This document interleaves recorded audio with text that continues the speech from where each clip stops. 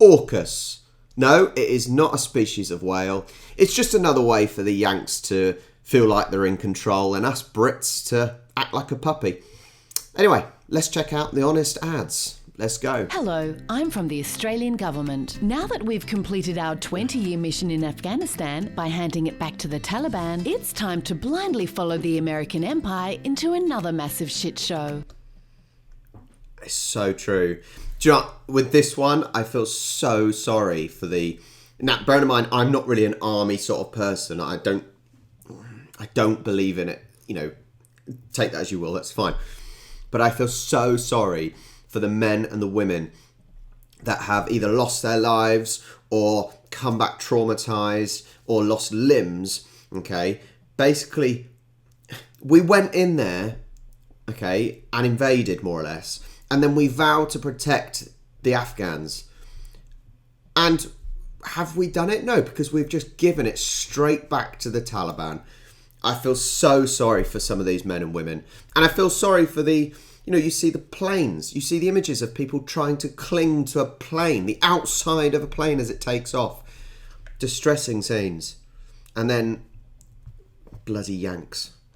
Introducing our new military partnership, AUKUS. You see, China's government, the CCP, has been a dickhead lately, threatening Taiwan, imprisoning millions in Xinjiang, illegally occupying islands in the South China Sea. Not that we give a shit about that. AUKUS allies are experts at illegally occupying islands, like the Chagos Islands, where the Brits kicked out all the natives to build a US military base, an occupation the ICJ has just ruled to be unlawful. Or like Guam, and Hawaii, and, well, all of Australia. As I've said this before, the Brits and Europeans in general have been complete arseholes over centuries. I can't believe... See, this is the problem. So it's saying about the Brits, you know, they threw basically people off an island so they could build an army base.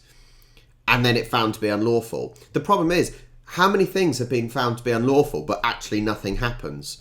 You know, there's plenty of things that Boris and his Tory government have done and declared as unlawful. And there's no punishment. There's never any punishment for doing these stupid things. But what worries us is that the CCP is trying to be as big a dickhead as us, and we can't have that, which is why we need AUKUS. To join AUKUS, we tore up a $90 billion submarine contract with the French and didn't even bother telling them in advance. AUKUS. Lol, remember how we said we couldn't cancel that $1 billion contract with Adani because it would create sovereign risk? So now you know we're full of shit. But hey, look at... It obviously shows how little... Australia, for example, thinks of France.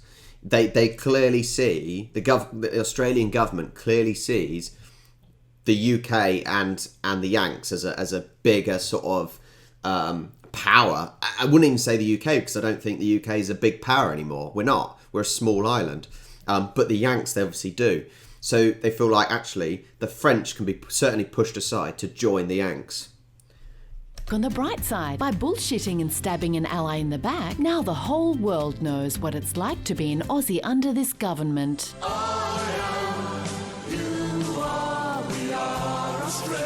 Poor old Macron. Of course, our real sovereign risk is this guy. Cause without consulting Parliament, Scotty from Announcements decided to buy nuclear-powered subs from the US. And since we can't fuel, maintain or deploy nuclear subs, that means he's chained our long-term defence policy to the US. You know, the country that's on the brink of civil war, where the current leader can't remember our one's name and the previous one still doesn't accept the outcome of the last election. Oh my God, I did watch that clip. I watched the clip of Biden. He knew Boris's name, but that's easy. And he had no idea what the Australian president's name was.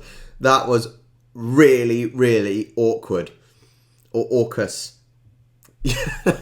Cool and normal, pal. Another perk of us having nuclear subs is that Australia will be a potential target for nuclear strikes. It also makes everyone less safe by weakening nuclear non-proliferation standards. But the best part of AUKUS is that we have no idea how much it'll fucking cost. Low estimates start at $100 billion. In a country that can't seem to afford $80 a day to lift people out of poverty or fund the NDIS or housing affordability and mental health. you're not alone. You're not alone. You are not alone. Now, I will happily say I'm on the left. I'm sort of left middle. But it's little things over here in the UK. You know, the Tory government added 20 quid per week onto the universal credit. You know, people have lost jobs and are struggling. Granted, I've got no time for the scroungers and just the people that want to be on benefits because it's easy. I'm not talking about them. I'm just as much I'll disown them. But the people that have lost work and, you know, jobs. And then the Tories go and announce that they're going to build a new boat to show off how great we are. Sorry, that boat that's costing millions could go to support people that need it. You know, so our government does stupid things as well. You know, a boat that costs millions. Why do we need a boat that costs millions? So trust me, I know what this is talking about. Which is why the biggest fuck you of this deal isn't to France or China, but to every one of you. Fuck yous!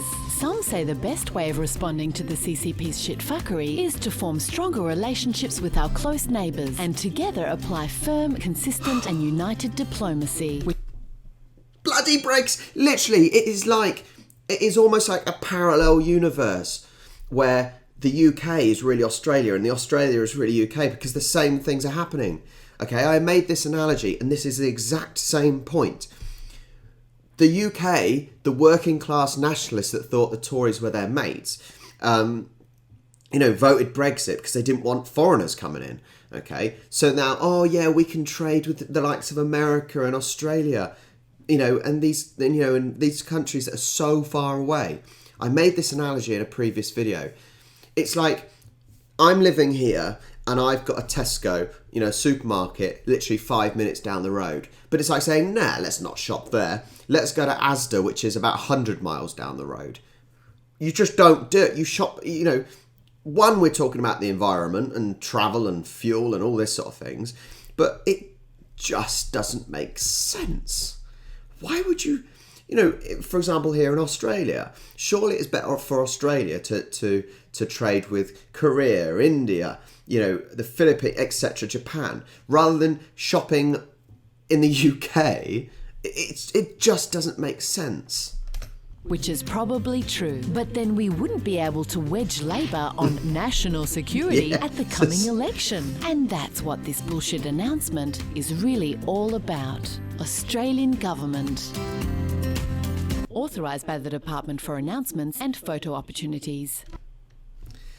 I just... the similarities are unreal. They are so unreal. How can we be going through exactly the same thing?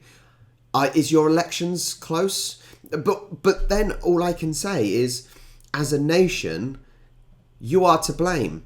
You are to blame for voting in these people that don't care about you. It's the same as us. Now, I didn't vote for the Tories, but, the country is to blame for voting in people that don't care about you. They only care about themselves. How do you make people wake up? The problem is the world is becoming full of nationalists. Nationalists is dreadful. Nationalism is destroying our countries. And making people basically racist, even though the term racist is nonsense. It's a human word. We're all the same race. Anyway, it's depressing. It's depressing to see that Australia is going through the same thing as the UK, and it is painful to watch. And all you can do almost is sit back. You've got to just sit back and think, I've got to ride this one out, I suppose, and laugh at the idiots. And that might sound offensive, calling people idiots, but just look what's going on, Anyway, hope you enjoyed. Like and subscribe. I'll catch you next time.